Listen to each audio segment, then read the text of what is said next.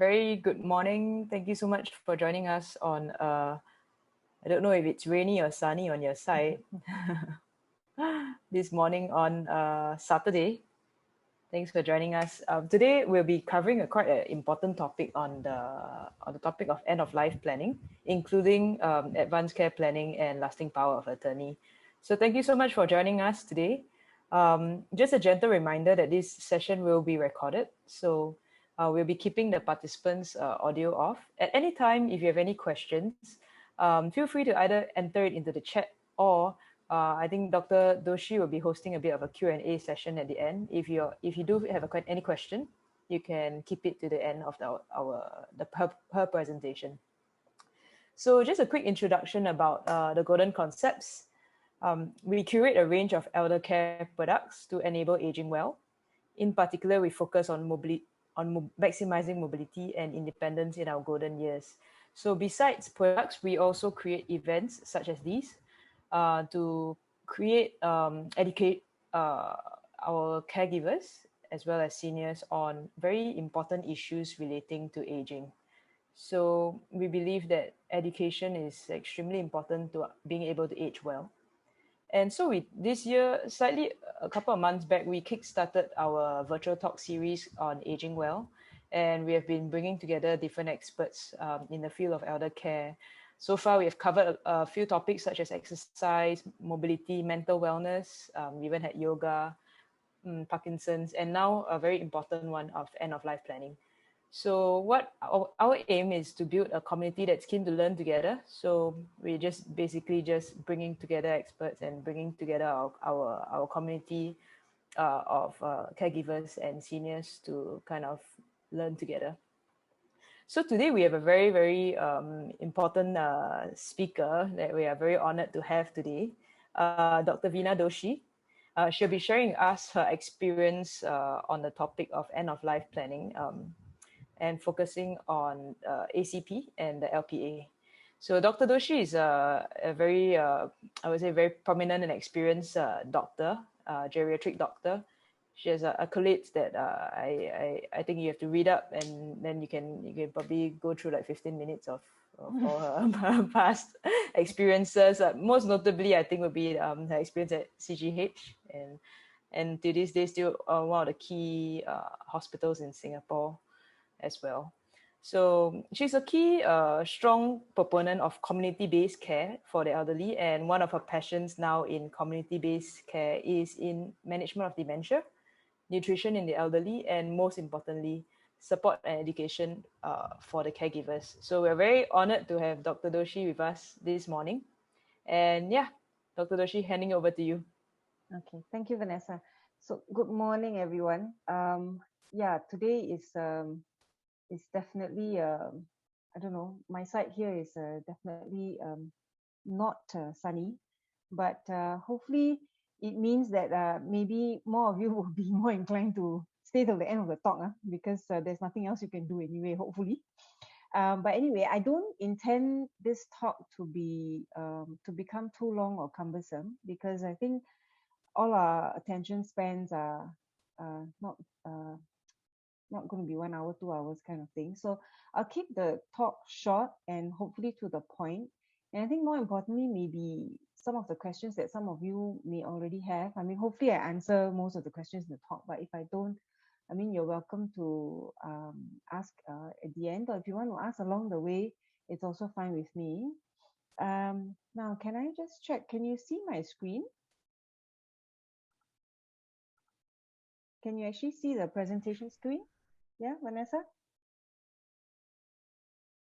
Oops, wait, where did we go? We can try to share the screen again. Yeah, I think I have to share it again. Hold on. Yeah, could have disappeared.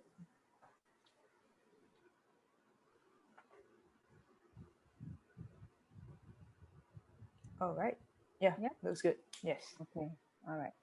Okay, so it's a funny talk to have, isn't it? End of life planning. I mean, most of us are used to planning our lives in terms of what? Some of my friends have been like, oh, by age 23, I want to finish university. I want to get my basic degree. By age 25, I want to have my master's. By age 28, I want to be married. By 30, I want to have one kid, two kids, by 40, I want to have made my first $1 million. But who wants to go and plan the end of life? I think most of the time in our Asian society, it's actually quite taboo, isn't it? To go and start talking about end of life and things like that. So, you know, we my question then back is, why not? Why shouldn't we plan our end of life? Um, and what's happening here now? End of life happens when you're old, isn't it? Right? So that's why this elderly gentleman is the center of this slide.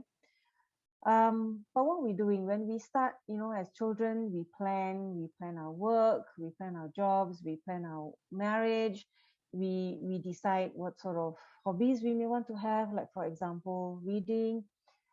We do financial planning, right? Every day there's a bit of a plan. This week, when am I going to do my groceries? What am I going to buy?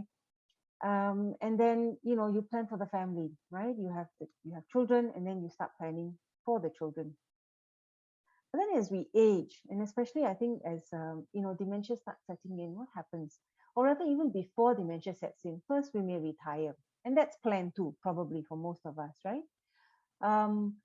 And then what happens as we age? You will maybe have seen it in your elderly family members. You start losing your so-called functions, isn't it? Maybe now the maid goes and does the shopping. You don't go and do the shopping anymore. Maybe your children are going to do the shopping. And slowly you'll find as dementia sets in, you start forgetting all the important things in your life, right? And eventually, is there even a sense of self? Now, I don't know how many of you have actually experienced with or maybe heard stories about people with dementia and actually what happens. But this is a very scary time, if you ask me.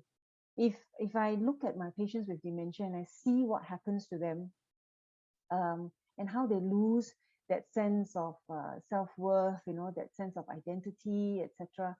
I think it's very, very scary. And I think worse still is there has been no planning, right? So that means that, as a person ages, I mean, we see it all the time. The family is left with maybe not even a mess, but a lot of things to sort out. And this is, we're not talking about a person passing on, and having to plan, having to sort out the estate or whatever. We're talking way before that. When the elderly person or a loved one becomes unwell, you suddenly have to go and manage everything, right? You have to manage them medically. You have to go and manage the finances. You have to go and look and see whether there's enough money to pay for the medical bills, etc. So if this person hasn't planned, then the person who is going to take up the care is actually going to have a lot of things to settle. So when you look at, okay, let's say, I say, yes, we want to plan our end of life.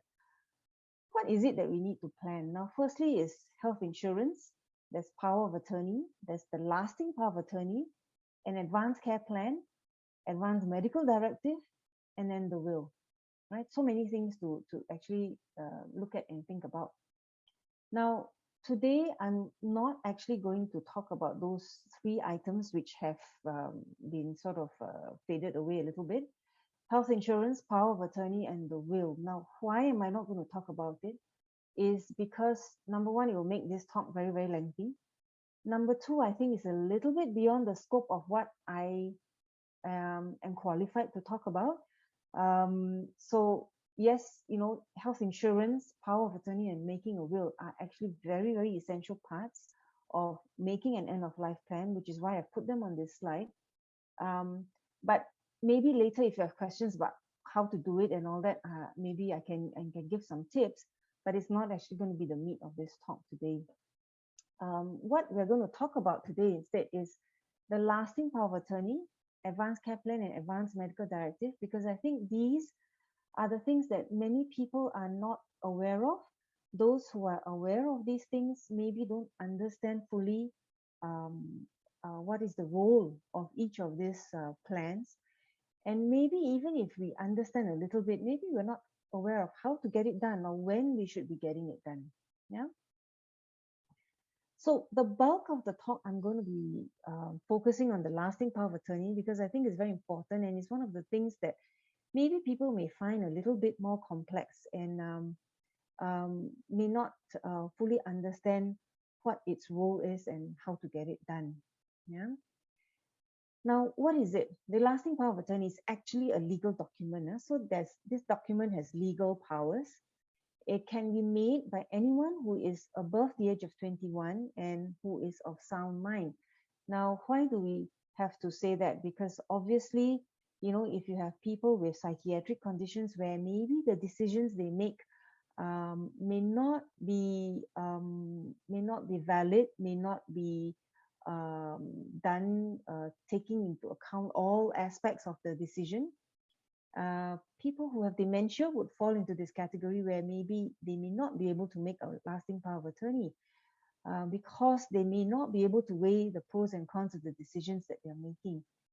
And what actually it helps to do, this document, this LPA, what it helps to do is that it's actually a method of conferring decision-making powers to people whom you may trust. And these people will be able to exercise this power in the event you lose your mental capacity.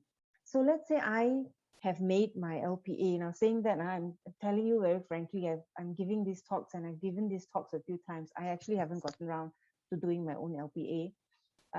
But that's one of my stressors because I know it's important and I haven't gotten around to do it. But basically, it doesn't get activated. Okay, I think a lot of people are worried that once they have signed this document, they actually lose power for their own decision making. It's not true. Okay, you still retain complete power of all the decisions you're making until the point in time when you are not able to make that decision. And that's why we need to actually do it when we actually are of sound mind, when we are able to decide properly whom we want to confer these powers to, right? Now, just a little bit of terminology, because some of this terminology, a lot of people get confused. I think even us medical people, initially when we were starting these things off, we were a little bit confused about some of the terms that are used when you make an LPA. Now, there are two main terms, the donor and the donee. The donor is the one who is conferring the power. So just like if you are a kidney donor, you are the one who is giving your kidney away to somebody. The donor for the LPA will be you. If you're making your LPA, you will be the donor. The donee will be the ones whom you have selected to take over your decision making. So the ones whom you are giving the power to, those will be the donees. Now, the third terminology I've put in here is, I think, because it's good to know what is a court-appointed deputy and where does this come into this whole thing about an LPA. Now, if there's an LPA already done, there is no need for a court-appointed deputy to be appointed. Now, the court-appointed deputy will have to come in if there is an event where someone loses their mental capacity and there's actually no LPA that's been done. So this is what will happen if, let's say, I don't have an LPA and something happens to me and I can't make my own decisions. Then my family will actually have to go to court to apply for the court to appoint maybe one person or two persons or a group of people to become my legal guardians. And these people are given the term court-appointed deputies, right? And their functions will be the same as a donee if an LPA had actually already been signed. Now, what are the kinds of powers, which we are conferring onto the donee? What are some of the decision-making powers which, by signing an LPA, you can choose to confer to the donee?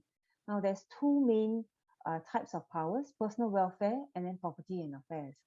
Now, you can actually choose to confer both powers onto a donee or only one power, right? So, for example, you may say that I don't want my property and affairs to be handled by so and so. I only want this person to handle my personal welfare. You can make a choice, right?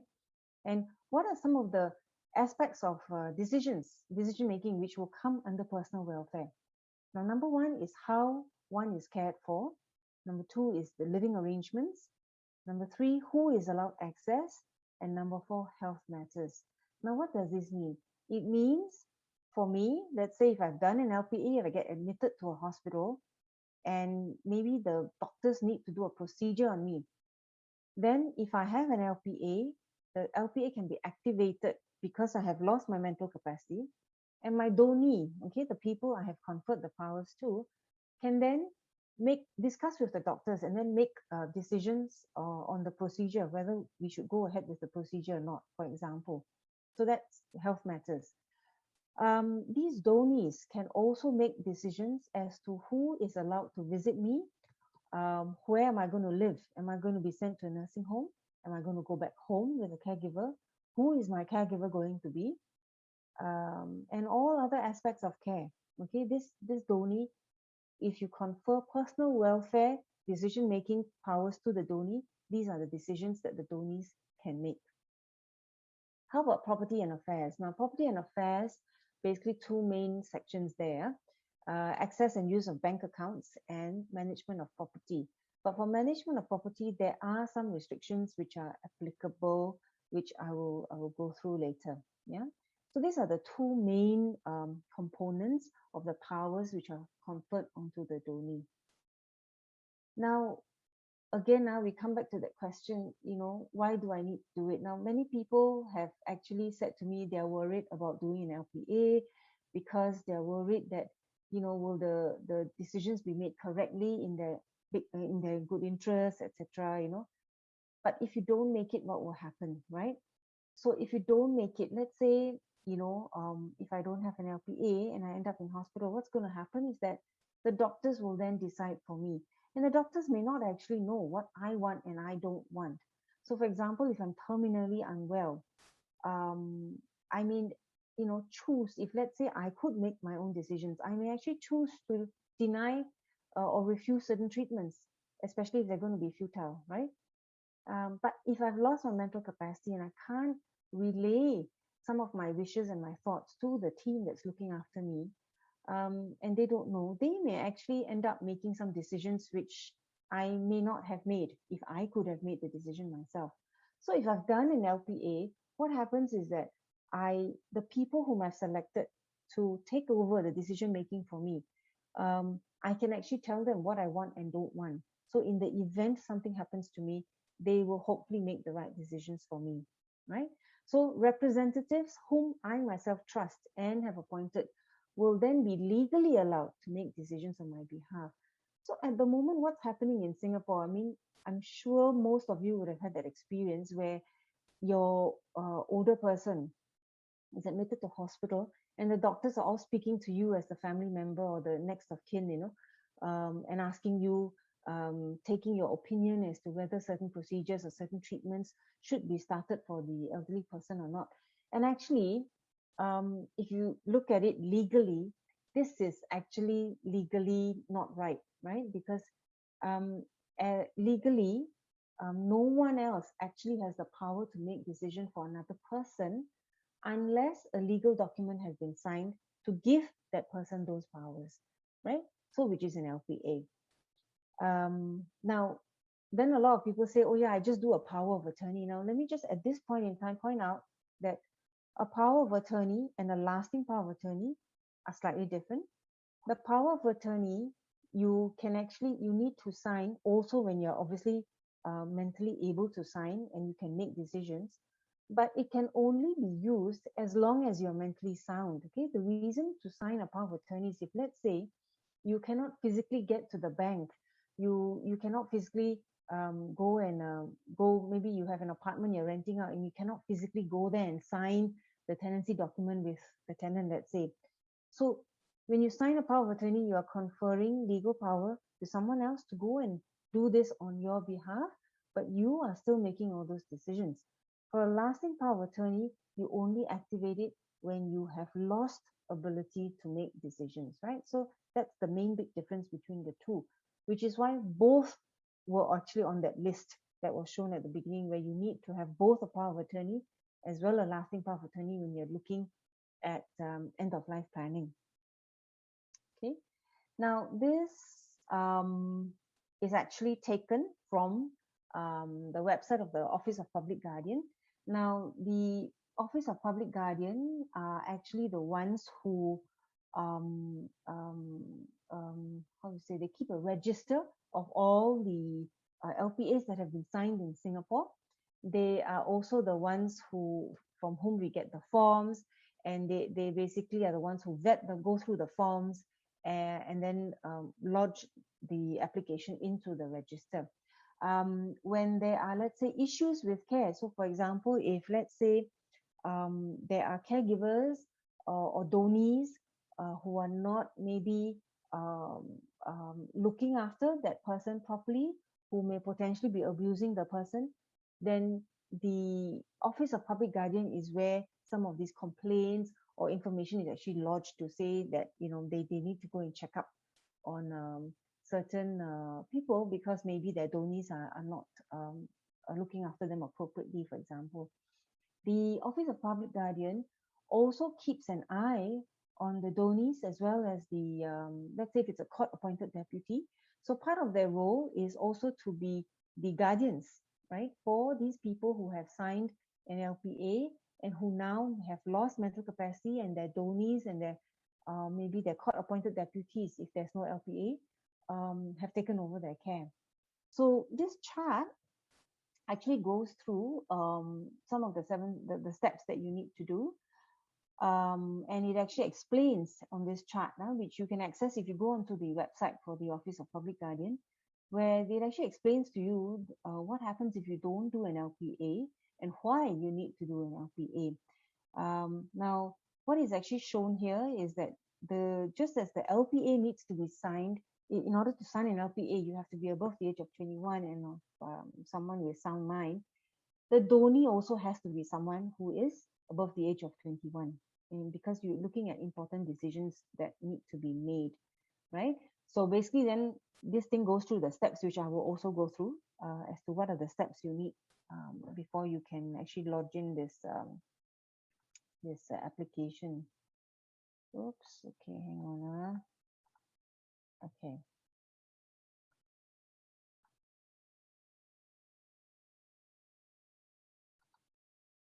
Okay.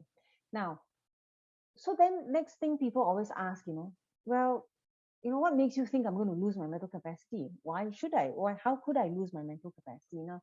Life is short, life is unpredictable, and I think with COVID now, I think many people have realized that you cannot take life for granted. And actually, it was quite interesting during was it during? No, after the circuit breaker period last year, I had younger people coming to me wanting to do their LPA because I think they realized that it doesn't matter that you are so-called young, that anything could happen to anyone, and it's better to get an LPA done as soon as possible rather than wait.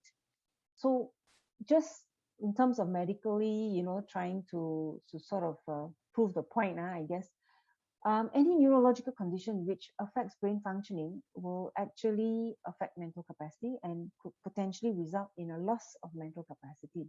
So examples are some of the very obvious diagnoses that you get, like stroke, especially if it's a massive stroke, dementia, Parkinson's disease, anyone with psychiatric conditions. Certain inherited conditions can actually result in a loss of mental capacity, and medications as well. Now, I have seen situations where, patients were on certain medications which they needed at a certain point in time, but then after a while, once the underlying condition had resolved, because the patients were left on those medicines, it actually dulled out their brain and dulled out their mental capacity. And once we started, reducing the dose, removing some of these medicines, their mental capacity actually came back. Saying that, I also just want to say that just because someone has a diagnosis of a stroke or a dementia or Parkinson's disease, it doesn't automatically mean that, oh, you have this condition, therefore you don't have mental capacity. No. Someone with dementia can actually retain mental capacity until the later stages of dementia. So which is why now what we're doing is that, for patients who may not have thought about end of life planning, who don't have an LPA, don't have a will, when we diagnose them at an early stage of dementia, we actually start them onto all these processes straight away, right? Because we We don't want them to reach a stage where they lose their mental capacity and their family is left stuck, not being able to make decisions for them or administer things for them financially, and they get stuck because of it. Yeah.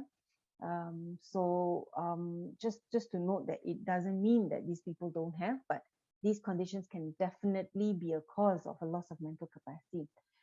Now, then there are other conditions which may not affect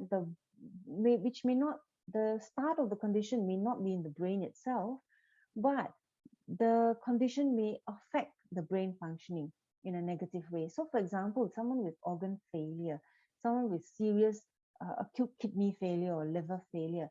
Now, there is no direct involvement of the brain itself, but indirectly, because there's organ failure and therefore a change in the whole metabolic environment, the person can actually lose mental capacity. Now, this situation, the medical terminology we use is called delirium. So sometimes, again, for those of you who've had elderly parents or relatives who've been in hospital, confused, and you may have heard this term being used by the medical doctors, that it's an acute confusional state, for example, or state of delirium. And during this state, the person may actually not have mental capacity. And sometimes, if important decisions have to be made, you may even have to activate an LPA during the state of delirium in order to allow the Dhonis to go ahead and make some decisions for these elderly people who may not be able to make decisions at that point in time, right? And again, as I've mentioned earlier already, what is the problem if I lose my mental capacity? I will not be able to make crucial decisions for myself, and this will be both medical and financial decisions. And it could result in a delay of the handling of my affairs, and this could be even medical decision making, right? Some treatment may be delayed if, let's say, I am not able to make decisions for myself, and it takes time for a court order to come into place. Again, for those of you who have done it before, to actually be appointed as by the court as a deputy for someone who has lost mental capacity, the whole process can sometimes take up to 6 months. Whereas if you have an LPA, the activation of an LPA, as long as there's a doctor who's certifying loss of mental capacity for that person, the activation of the LPA is almost immediate, right? And can actually be very, very useful. And I think sometimes the delay in medical treatment may be one thing, but also in terms of financial difficulties. For example, if, let's say, I'm the sole breadwinner for the family, right, and something happens to me and my family cannot access my bank account, they're going to be stuck. They're not going to be able to pay my medical bills. They're also not going to be able, they're going to have issues with supporting themselves with their day-to-day bills and all that, right? So that's why it's very important to actually think about these things before something happens. So again, I've already mentioned this, what will happen if I lose my mental capacity and there is no LPA? Financial property affairs will be stalled, and this includes even things like tenancy agreements. I had to rush a mental capacity assessment just last week because it's an elderly lady who doesn't have an LPA, and there's some issue with the tenancy of the flat being cancelled because she now is not able to make decisions, and there's nobody else who can make decisions. So I had to actually rush that, so that then now the lawyer is going to rush this thing through court. But even that, it's going to take a while, right? It's not going to be immediate. Now, medical treatments are not so bad in the sense that, especially if it's an urgent treatment, usually what will happen is that if we legally are not allowed to get a family member to make that decision, we can have that option where two doctors can look at the situation independently and then decide together on the plan of action, right? So medical treatments per se, not so bad, except that, for me, if the doctors might be able to save my life and make the urgent decisions, but then they may potentially not be a decision that I may have made, right? If I could have made the decision myself. So patients' wishes may not be honored if this happens. Right? And I already mentioned the court-appointed deputy thing takes a long time to do. Okay, hang on, this thing has hung. Okay. Now, so what will happen if I do have an LPA, right? Now, if I do have an LPA, what's going to happen is that I actually will be able to activate that, or not I, sorry. If I lose my mental capacity and I have made an LPA, my Dhonies will be able to activate it as long as the doctors who are looking after me can certify that I, number one, have lost mental capacity, right? Number two, we usually certify whether that loss is temporary or permanent, because then the let's say it's a bank transaction, for example, the bank will decide whether that transaction is an urgent thing, and if it's urgent, they will allow the donee to proceed with the transaction. If it's deemed as not urgent and the doctor has deemed that the loss of mental capacity is temporary, then the bank has the right to say, wait, why don't you hold on? Let's wait a month and see if this person regains their mental capacity or not, right? Which sometimes can happen. If it's an acute, for example, it's an organ failure that can be reversed, the mental capacity might come back as well, right? So the next bit, I'm just going to talk about, well, how do you do this? How do you get a mental capacity assessment, and what does it mean when we say get a mental capacity assessment before you can activate an LPA, right? So what is mental capacity, right? Is the ability to understand the information that's required to make a decision. So for example, if the doctors are speaking to me about maybe doing a surgery on my spine because a nerve is compressed, I need to be able to understand what the doctor is telling me. And usually, if I need to go for surgery, the doctor will probably be telling me the pros and cons of going and not going for surgery, right? And the dangers and the possibility of paralysis, for example, let's say if I don't decompress the nerve, etc. Now I have to be able to understand this, right? Then I have to be able to retain this information and process it, and then come up with some decision. And then I have to be able to then communicate this decision to the doctors. So there's actually 4 components here. Understand the information, retain this information, weigh and use this information as part of the process of making the decision. And then this decision, I have to be able to communicate it. I have to be able to do all 4 of these steps, right? In order to be deemed as having full mental capacity. And mental capacity, I just want to point out, is specific to the decision that's to be made and must be assessed in the context of the decision to be made. So sometimes people come and ask me and says, hey, doc, you actually assess my mother's mental capacity on her ability to decide on the sale of her HDB flat. Now the doctor wants to do a scope on her, he wants to do a gastroscope. Can I use that same letter? So it really depends on what I had decided, what was my assessment of her mental capacity. If my assessment had been just about the HDB flat, and I had done an assessment and shown that when it comes to the HDB flat, she had no mental capacity to decide on that, but she could decide on other things. So, for example, I may have just said, yes, she has no capacity to decide on the HDB flat, and then full stop, and we didn't look at other aspects of her decision-making capacity, then I actually have to reassess her capacity, whether she's capable of making that decision about her medical treatment, for example.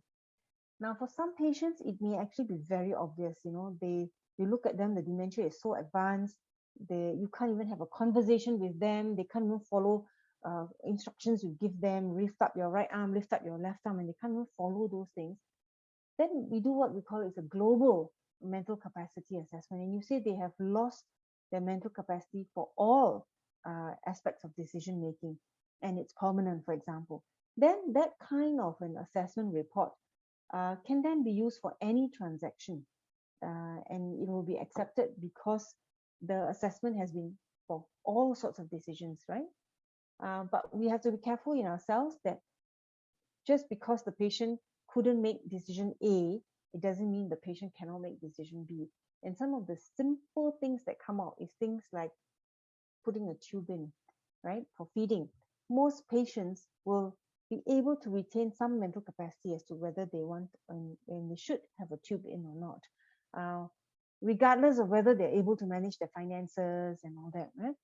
What we find, and I think it holds true for most patients, is that the loss of mental capacity comes in it's progressive, but what happens is that they lose their mental capacity to function at higher level first. So the mental capacity to handle complex conversations, maybe do their banking transactions, make some of the decisions at work, for example, especially if they're in a managerial position. Those decision-making capacities may go first, but you'll find that the person may still be able to make decisions about their medical condition and treatment. They will still be able to make decisions about what clothes do I wear today, etc. So this ability to making decisions will shrink, right? And you'll find that slowly, they will not be able to eventually even make decisions about what are the clothes they're wearing, for example. And that will happen as, let's say, for example, if the diagnosis is dementia. As the dementia progresses, that's what will happen, right? And I think it's very important to know, again, I come down to the fact that just because someone has been diagnosed with dementia doesn't mean they don't have mental capacity. And time and again, we're always reminding ourselves, even sometimes, that, hey, this person has dementia, but this person is still capable of having a full conversation. This person is still capable of, making some simple decisions as to what I want to eat for breakfast today, etc. And it's very important to continue to engage that person and continue to get their opinion on their own management, right? And adults have to be presumed to have the ability to make important decisions, okay? All the way to the decisions for medical treatment until it's proven otherwise, right? So with increasing prevalence of dementia, this is an increasingly crucial aspect of the assessment of a geriatric patient. Now, some patients or some families will come and tell us, yeah, never mind lah, just take the thumbprint, okay? Now, number one, if you look at it legally, that will be fraud. If you take this kind of thumbprint just without, with a patient who's obviously not understanding what you're saying to them, literally that will be fraud. For medical consent, for medical treatments, what will happen is this also will be considered a not valid consent, right? And we, as physicians, cannot go and treat patients without a valid consent. So whether it's from the patient or from a legally appointed Dhoni, that consent has to be done properly and has to be done knowing that the person who's being spoken to regarding the consent understands and is able to process the information that's actually given to them. So sometimes nowadays we're actually coming into a situation where sometimes the caregivers themselves, their own mental capacity is at stake sometimes. And and it's quite apparent sometimes when we are speaking to them. So it's a whole new different situation again, and more complex if that happens. Now, what's the word competency? You may come across these words on and off, and it's basically a term that we use professionally to describe the ability of a patient to participate in medical decision making. And again, I just want to say it's task or procedure specific. It may fluctuate from hour to hour or day to day. Sometimes we have to catch the person on a good day at a good time. If you have patients with dementia who have that sundown syndrome, right, where by 4 or 5 p.m. they're already getting confused, they're getting agitated and restless, this will not be a good time to go and speak to this person about some important decisions, isn't it? And if this person is best in the morning when they've just woken up after a good sleep, they're refreshed, then important decisions should be discussed with them at that time. I think we have an obligation to optimize the situation in which they are making their decisions, right? Oops, sorry. Okay. Now, just also the last line here. Sometimes some of us make weird decisions, or we make silly decisions, or we make completely dangerous decisions, right? But someone who is competent, who has the mental capacity, is allowed to make seemingly irrational or dangerous decisions, right? So for example, if I decide to do, I don't know, I go on water rafting or something, and I decide not to wear a life jacket, it's foolhardy.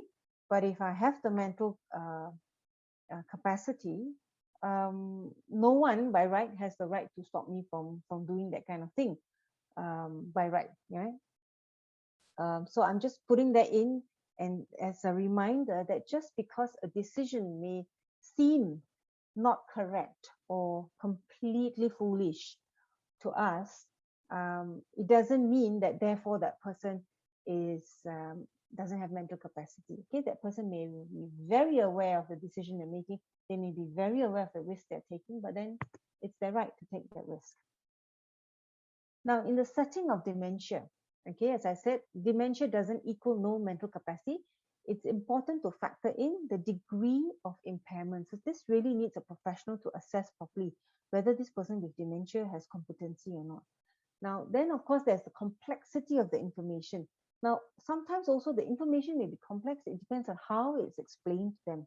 So sometimes we may have to change the way we discuss with these people about certain procedures, whether it's financial or regarding health, etc. We may have to simplify the thing down. So I give you an example. Again, you may know there's all this CareShield Life, ElderShield, right? MediShield, all these things. We go and do assessments for to see whether someone is suitable to claim their ElderShield, for example. Now, it requires the consent of the person whom I'm assessing, because there's going to be release of medical information and all that, right? And that consent, sometimes when you find, I ask the family members to speak to the person because I want to get a thumbprint or get them to sign on the form. And you tell them, oh, this doctor has come here to assess for ElderShield. You sign here, Ken? I mean, as an 80-year-old, I will not know what you mean by ElderShield, right? So what I do is I said, no, wait, hang on. Tell them that this is a scheme where they have actually previously paid into their CPF, and then now that they can't do things by themselves anymore, the government can give money to them to help them pay for maids, pay for diapers, and pay for whatever.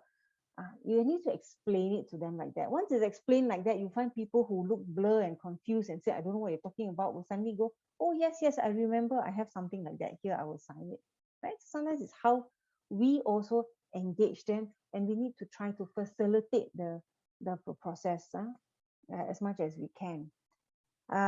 Now, tests of mental function, okay, doing a test. I mean, again, those of you who have elderly with dementia or who've seen them being tested for dementia, there's a series of questions we ask patients, and then tick, tick, tick, or cross if they get it wrong, right? Now, these tests just come out with a number, 7 out of 10, 8 out of 10, or 26 out of 30, for example, and we all have our cutoffs. Below 24 out of 30 means probably got some mild cognitive impairment, for example. But these are just numbers. Okay, these tests do not test specifically for decision-making capacity, especially when each decision is very different from each other.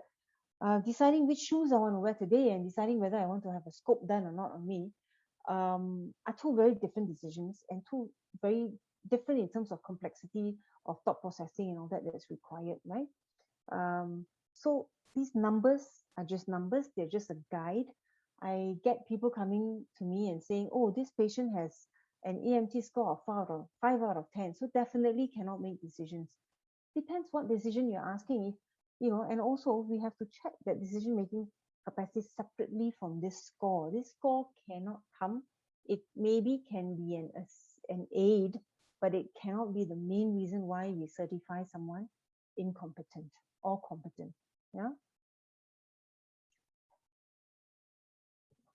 Oh, okay, so this is just capacity.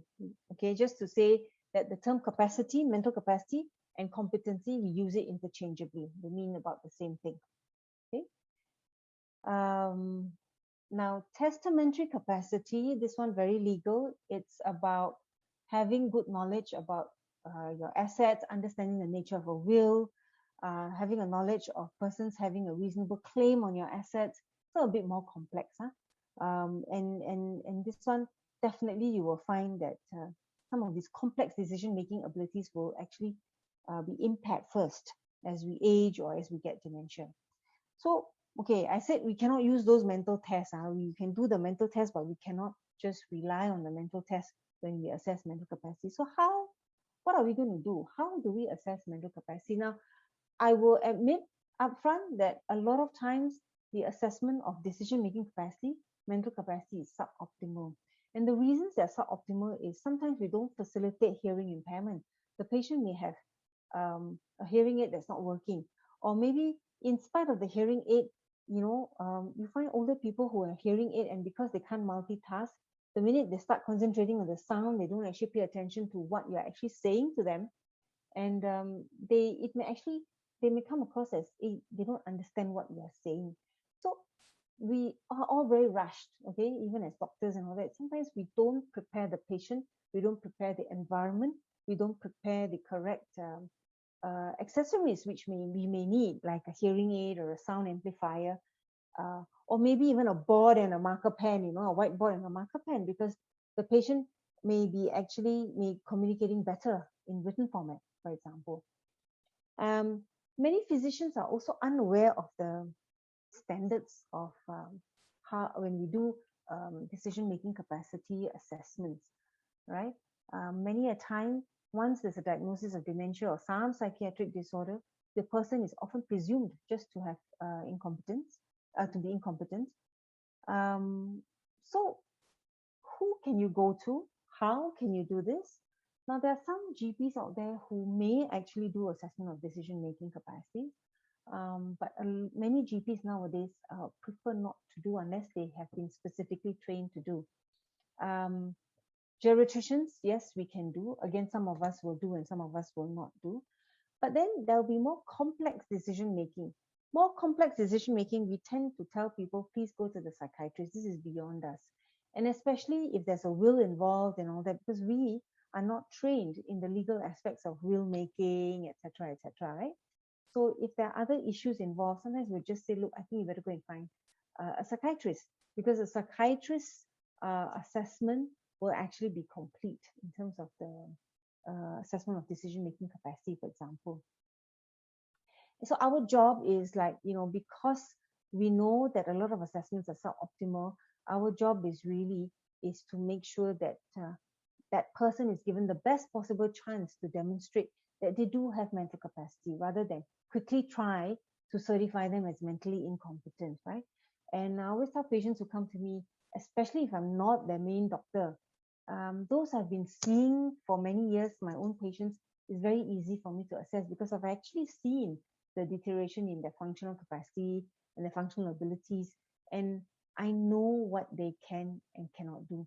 But if a brand new patient comes to me and I'm doing a assessment on decision-making capacity, sometimes I actually have to tell the families, hey, look, I can't decide on just one visit. I need you to bring this person back again so I can see how much of what I have gotten, the feedback I've gotten, whether it's actually consistent or not. Right? So the criteria is that the patient must demonstrate ability to understand the relevant information, appreciate the medical consequences of either a yes or no decision, ability to reason about the treatment choices, and ability to then communicate the choice back to us. Right?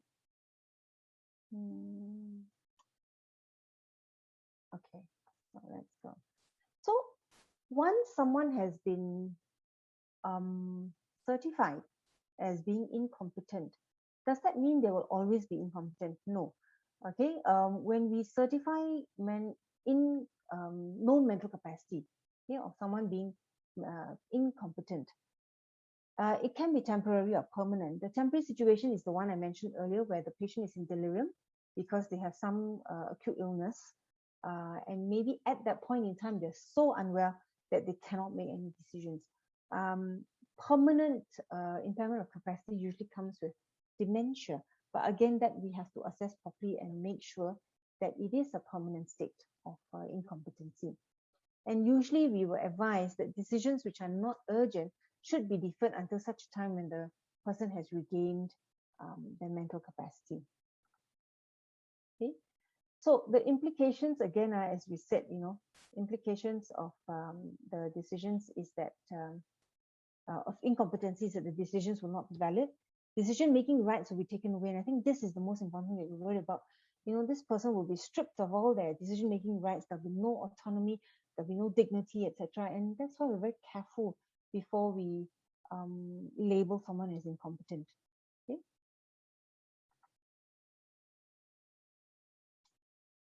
Okay, so this one is a whole load of words, but basically, valid informed consent is premised on the disclosure of appropriate information to a competent patient who is permitted to make a voluntary choice. This is more for us when we are taking consent, for certain procedures and all that, right?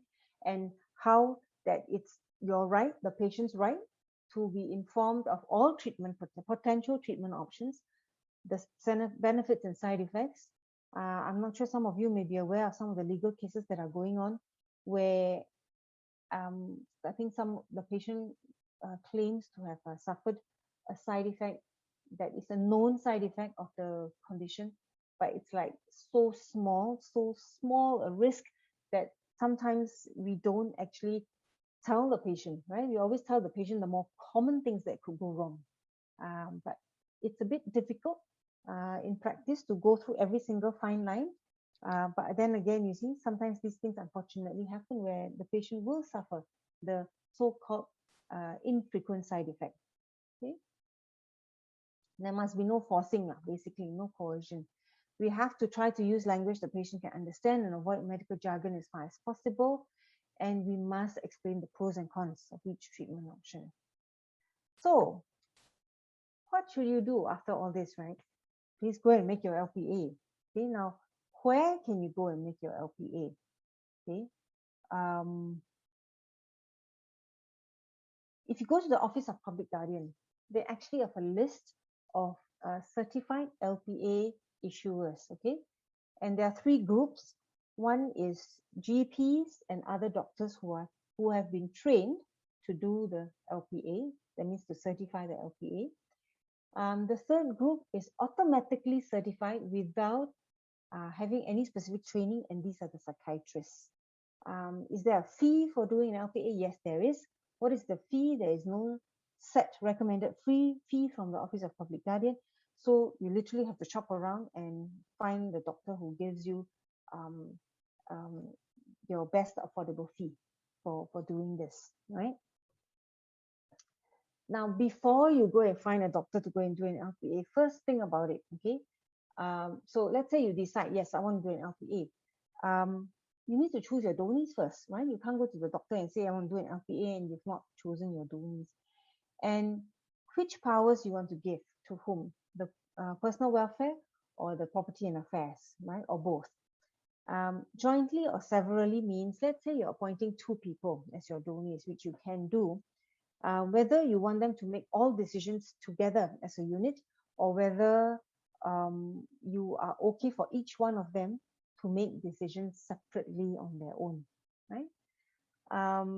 Now, if it's a simple, straightforward LPA in the sense that you are just going to elect the 2 people or 3 people, you can add extra forms there, right? Or you may only have 1, up to you.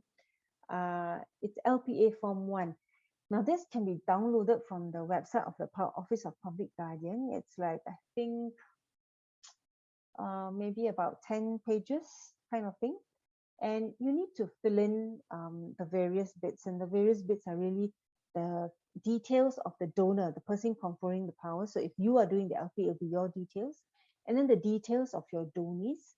And then you take these forms to a certified LPA issuer, who will then explain a little bit more about the whole process and all that, and then witness you guys signing the form, especially the signing of the forms by the donor, right? The one who's conferring the powers.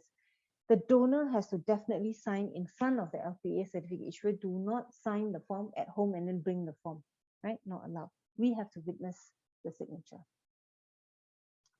And then lawyers can also do, but lawyers actually charge quite a bit for doing LPAs. But again, you see, if you have to do a will, you want to do a power of attorney, and your LPA, you might as well get the lawyer to do everything for you, one shot, right? Then basically you, once you've filled in and signed and all that, you just register it and submit this to the Office of Public Guardian. The waiting period before official registration used to be 6 weeks. Now it's down to 3 weeks. And the reason they have this waiting period is that if there's anyone who may want to contest, let's say you have 5 children and you've appointed 2 children, but the other children are not happy and they want to protest, they want to put up a protest or put up a case to say that actually it shouldn't be these 2, it should be somebody else who is the appointed Dhoni, then they have 3 weeks to lodge that complaint, so-called, with the Office of Public Guardian. Okay.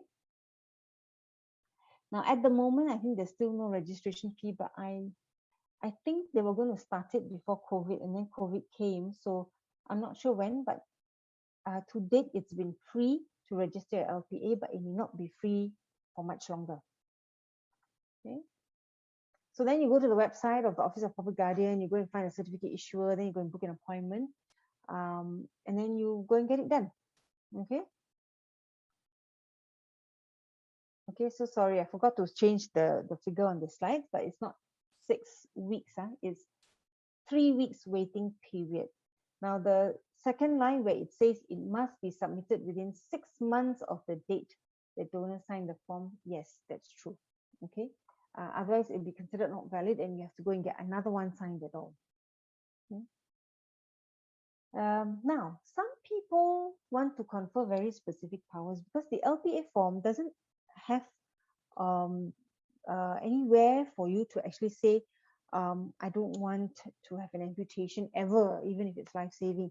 I don't want to have surgery for my heart ever. You know, I don't want this and I don't want that. Then you need to do a form through 2. The form 2 is actually allows for very specific instructions for the LPA, where you can actually spell out exactly what's done and what's not done. Okay. And then basically what you do once, let's say, using it, when mental capacity has been shown to be impaired, what happens is that the doctor who certifies the mental capacity has a 1-page form to fill in. This form is also issued by the Office of Public Guardian. So they actually have a template for this, where we certify mental capacity, yes or no, permanent or temporary. Okay, that's it. And that form, together with the original LPA document, then has to be taken everywhere for all transactions that are to be done on behalf of the donor of the LPA. Okay. So who can certify? Any psychiatrist, some geriatricians, any other doctor with relevant training and experience. So a lot of them are GPs and things like that. Some of the specialists, so you may find some gastroenterologists have actually taken on this as well.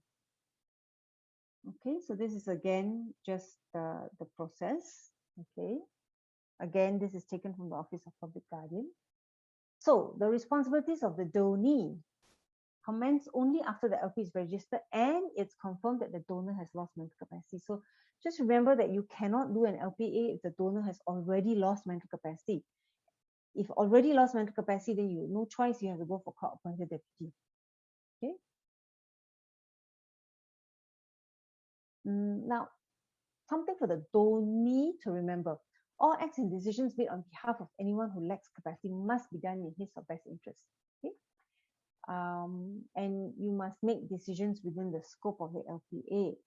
Now, these are the responsibilities of the donee. We must always try to involve the donor as much as possible. We must always aim to support and facilitate the donor's decision making. rather than restrain and control the donor. Respect confidentiality, keep detailed records and accounts. I think this is the one I want to stress. Many people just think, okay, I've done my job, I've done my duty, and then that's it.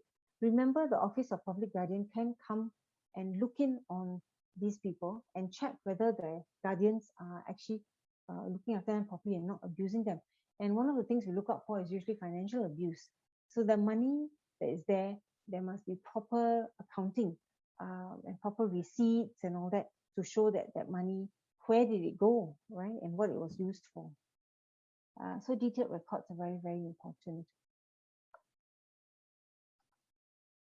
Now, things that as a donor I'm not allowed to do, you cannot go and, so okay, let's say I have made an LPA and lose mental capacity, and then my children decide to get me married off to some other older person. No, they're not allowed to do that, okay? Consent to divorce, consent to touching of a sexual nature, treatment for change of gender, okay? Consent for adoption order, okay, terminating pregnancy, making or revoking advanced medical directive, basically making any formal plans, a directive, anything legal cannot be done anymore, right? And in this LPA, they've purposely made it such that even the donee can never be conferred these powers because they're trying to protect the person who has lost their mental capacity, right? So life-sustaining treatments are excluded from the LPA. Yeah? So the donee will not be allowed to make life-saving treatments. So that includes CPR, or putting on a ventilator, for example. Okay. Consent to giving the treatment for mental disorder and all that, and making voting decisions on behalf of the donor cannot, just because you have the LPA, you cannot go and make the decisions. Okay. Now, these are some of the FAQs which I think I would have discussed already. Like I said, later, if you have any questions, I see there are some in the chat already, but we will come to it in a short while. I just do a very brief thing on what is an AMD and what is advanced care planning. Okay. Now, let's say you've done the LPA, you have selected your donees, but then, you know, you must be able to tell your donees what you want and what you don't want, isn't it? Right? It's no point selecting your donees and then donee and donor don't talk, and nobody knows what the donor wants and doesn't want, right? So the advanced care plan comes in here. Of course, you can do a very informal chat at home, you know, over a few sessions, over dinner, etc. And eventually everyone will know, everyone or your donees at least will know what you want and what you don't want. The advanced care plan actually formalizes this whole process and puts it into a little bit of a structure.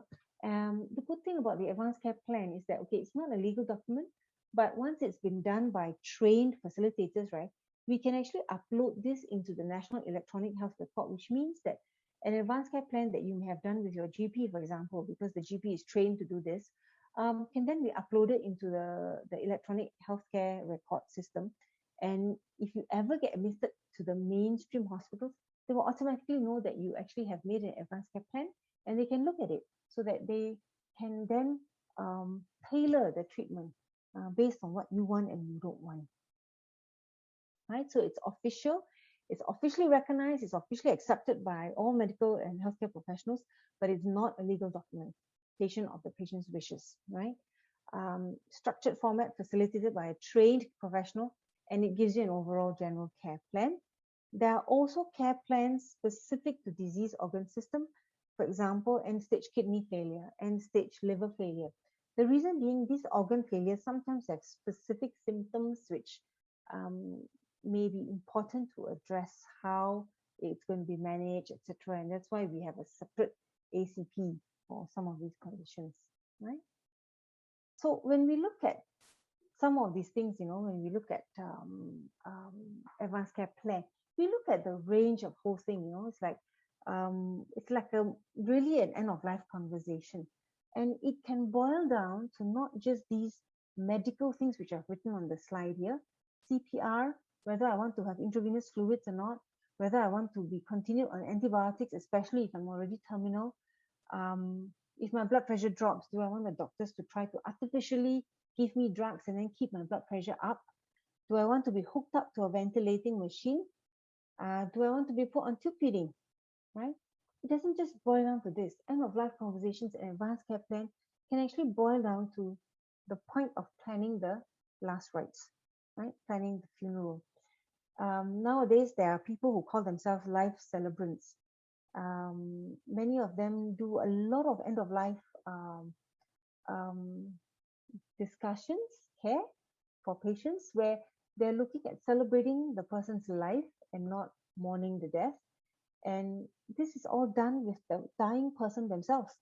And I think it's amazing that this concept can be accepted in our Asian society, where it's always taboo to start talking about these things early, right?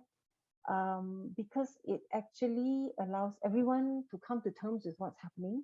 And at the same time, the person who is going, so I'll just give an example. One of my patients who's passed on already, she was actually a social worker. And she was a very well-known social worker. And when she passed away, her very, very caring daughter-in-law, who had been with her right to the end, when she organized the wake and all that, and I went to the wake, and I said to her, "Oh, it must have been very difficult, trying to see who to call for mom, And she said, no, it was very easy because mom, being a social worker and being aware of all these things, had actually planned everything down to a list of people to call for the wake, how many days the wake should be, which casket company to call, what were the flowers she wanted, what color, what food to order for the meals that were provided, and etc. etc. Everything down to the clothes and everything. Everything had been written down. So for the daughter-in-law, it was actually a very I guess she was relieved that she didn't actually have to go and make all these decisions. But I think more than that, it was very satisfying to her because then she could do exactly what mom-in-law wanted and she could fulfill that one last wish for her. Right? So I think thinking of it in terms of who is left behind and who is going to manage all these things when we are not able to manage, right? And to give them a more pleasant a journey at that point in time. Yeah. Okay, then just a little bit about the Advanced Medical Directive. Now, the Advanced Medical Directive is not something that is very commonly filled in. Reason being, I think people don't see the need. That's number one. Number two, it actually takes a lot of effort on the part of the medical professionals to trace this directive. If let's say I have an AMD and something happens to me and I don't want to be resuscitated and I don't want all these things, I need to produce my AMD first. But in order to find that AMD, the doctor who's looking after me has to submit a whole load of forms and go through a very onerous process of trying to search for this record where it states that I don't want resuscitation and all that kind of thing. Okay. Now the AMD, just like the LPA, is a legal document, right? And it's to document wishes that in the event one is terminally ill, that you do not want to be prolonged with extraordinary life-sustaining measures, because these decisions are excluded from the LPA. Now, they don't want the Dhonis making these sort of decisions because they want to avoid that conflict of interest which may come, especially if the Dhonis are also beneficiaries in the will, right?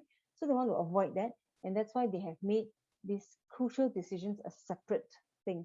So if you really have strong views about the fact that you don't want to be resuscitated and you don't want ABCD to be done to you, should you be really terminal, then I think it's important that you fill in the AMD, because the Dhonis on the LPA will not be able to make these decisions. Okay. Now, the good thing about the AMD is that any registered medical practitioner is able to sign this form with you. And then what happens is that, so LPA goes to Office of Public Guardian. The ACP remains with the person who's doing the ACP as well as with the facilitator. The facilitator then has the job of uploading it into the electronic health records if they can, so that others will know about the advanced care plan, and then the patient themselves will actually keep a copy with them. Okay. So the AMG goes to Ministry of Health, right? It's actually registered with MOH. And this is a little bit small, but again, you can go and Google it. You can download the form. It's actually a very simple form to fill in. And I just read you a bit. There is, so the first witness, or on the second page, there's two columns there for witnesses to sign the form. And the first witness must always be the doctor. Okay. And the second witness has to be someone of 21 years of age, and it cannot be someone who is a beneficiary under the patient's will. Okay, so these are the notes here that they've written here. Not a beneficiary under the patient's will or any insurance policy. Has no interest under any instrument under which the patient is the donor or guarantor, I think. Okay, and has no entitlement in the property, etc. Okay, so that's the form. Very fast, very easy to fill in. And I think important for those of us who feel very strongly, especially about some of these issues of CPR and all that. So the last lap, I have taken this off the internet, and I thought it was very nice because it talks about the final checklist in terms of your document with your will, your power of attorney, your LPA comes in here. And the last is, have you written an emotional will? And sometimes some of people will write this as a letter to the family member or whatever. The ACP could be one of these documents, right? An emotional will, possibly, where you may want to just state things that you don't want this and you don't want that, and you want this and you want that. Have we thought about your loved ones, right? Have you discussed your end of life plans with your family and friends? Do you want to die at home, or it doesn't matter where you die as long as you're comfortable? Is there something you want in the room with you? There is an undertaker in Singapore, undertaker company in Singapore, where it's a family-run business, and one of the family members has planned her end of life to the point of what she wants in the coffin with her, right? And then who's going to look after your pets, etc. And then your send off, plan your wake, your funeral. What do you want on your memorial, on the headstone? Okay, who's going to read your eulogy if there's going to be a eulogy? And then of course anything else that you may want to, something that may be different that you may want to have done or be done for you at that final moment. Okay, so this is my last slide. Okay, and then I think we can probably take questions. Yeah. Okay, let me see. Shall I just see what's in the chat first? Okay, there's no questions here. I think it's just about the speaker. Okay. Yeah. Yep. Okay. Dr. Doshi, I think I was wondering whether you could share a bit more about what would you do if for people who have not whose parents are not very sure whether they should do the LPA. Like, do you have any advice on how we can speed it up? Okay, so not sure because they think it's taboo, or not sure because maybe it's don't see just the not point? so, yeah, correct, maybe it's not so critical, or is there like a point in which, because I understand that sometimes you need a medical professional to figure out whether it's the person has mental capacity, but is there, I don't know, is there an age limit or something that, let's say if I were to do a LPA, would I still need to go for a mental capacity kind of evaluation? Okay. Yeah. No, I mean, usually for younger people who are so-called basically corpus mentors look okay, right? The what do you call it? The mental capacity is assumed and also sort of assessed at that point in time. Okay. Right? So if you came to me just by talking to you, I mean, that's how I do it. I don't know how other doctors do it, but how I do it is I will just make sure you understand what you are signing and why you are signing it, that you are doing it for the correct reasons. Yeah. and that will be good enough. For older people, so for people who may be 50 something, 60 something, but have a diagnosis of dementia, which is possible, right? Then we really have to assess their mental capacity with regards to the LPA. So I have signed LPA for patients with dementia at the early stages where they still retain their mental capacity, but I had to make a formal documentation of the mental capacity first. And then at the second sitting, then we went on to sign the LPA. Mm. Yeah. But I would say that, yeah, if you get the earlier you get it done, the better. And, it's something that you can actually change along the way. And if anyone wants to know how you change it, basically you can revoke the LPA. Last time, what the process used to be would be you revoke the LPA and then you lodge in a new one.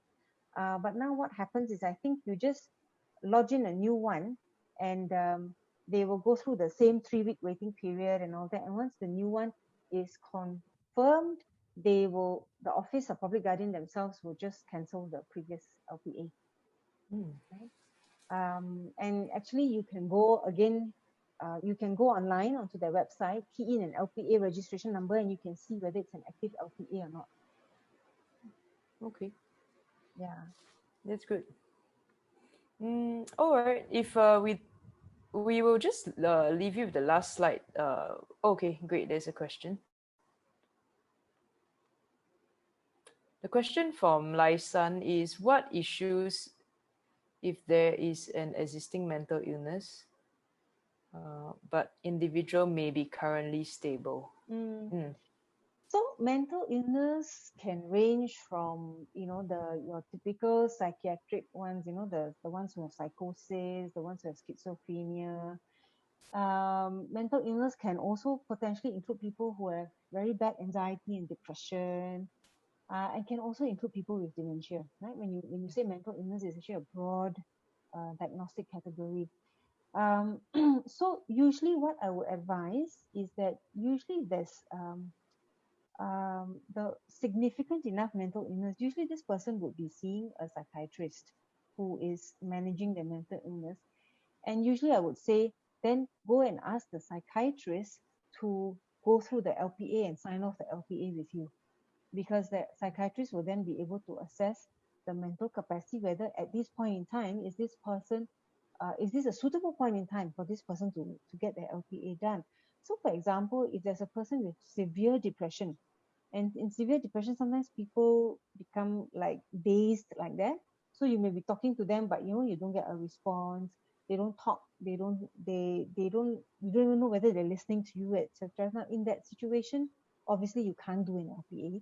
But let's say with treatment, the patient's situation improves. They start communicating. They start chit chatting, and it looks like they may be back to normal again. Then the psychiatrist can reassess and then say, okay, yeah, now this is a good time to actually do the LPA.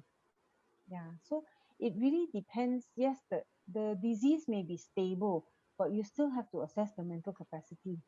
And I'm saying that because I'm not sure if you're asking about a specific mental illness or not. If you look at the whole range of mental illness, then that would be the sort of generic reply to that. Yeah, maybe we can also share your contact, that in case any of you all have any other questions that you think about.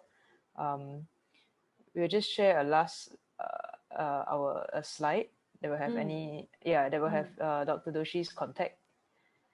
And yeah, so on the left, so at the top right, you can see the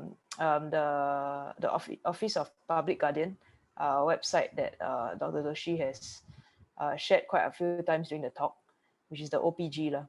So you can read more about the LPA there.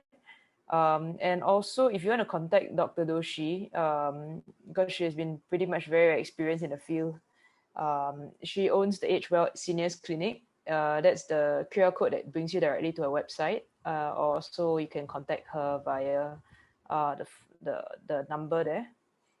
Yeah, and then on the right side, you can join our WhatsApp broadcast list if you want to find out what are the next few events that we'll be hosting, the upcoming ones in June. All you need to do is just add the number, that mobile number as a contact in your phone. once it's added, we'll be able to contact you from there. Oh, we have another question from Ling. Is that a must? Yep. Okay, so Okay. is it a must for an elderly to do an AMD? So, I mean, I guess none of these are a must, right? I mean, we can choose not to do any of these. I find people will be more willing to do an LPA than an AMD. And I think a lot of the time is because most people think that the LPA will cover the the sort of um, treatment, life-saving treatment options, which it doesn't, right? So as you say here, LPA and ACP are already in place. Usually then the next step is, then it's your AMD in place. So at the moment, what will probably be happening is that if it comes to a life saving treatment, like for example, putting the person on a ventilator, for example, then most likely the doctors will be making the decisions themselves, or the doctors may still be engaging the Dhoni via the LPA. But then, you won't be asked to sign anything and all that, because this is actually by right not a decision that you are allowed to make under the LPA. Yeah, so by right, yes, it should be done. And I don't know whether eventually Singapore will, move the way that some of the Western countries are, where if you don't have these forms signed, then definitely the decision will be out of your hands completely, lah.